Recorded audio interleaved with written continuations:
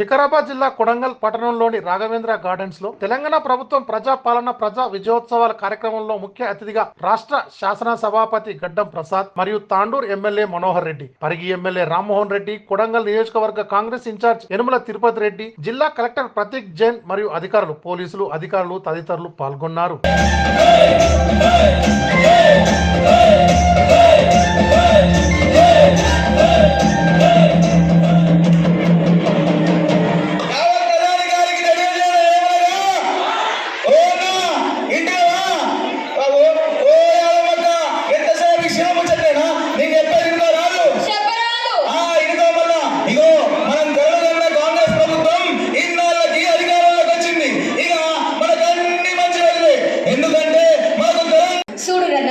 నాకు ఇద్దరు ఆడపిల్లలు, దానికి ముగ్గురు ఆడపిల్లలు.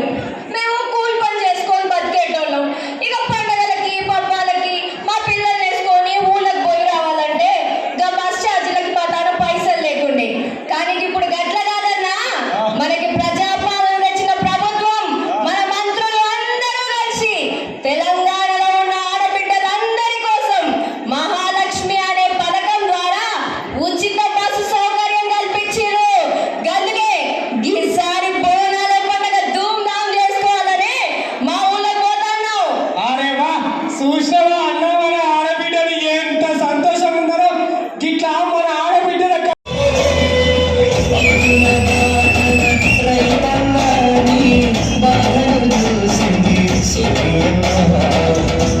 విజయోత్సవ వైభవాన్ని మన ముందు చేసేటటువంటి పెద్దలందరికీ సాదర స్వాగతం సుస్వాగతం పలుకుతూ ఉన్నాం. ఇందాక జరిగినటువంటి తెలంగాణ ప్రజాపాలన వైభవం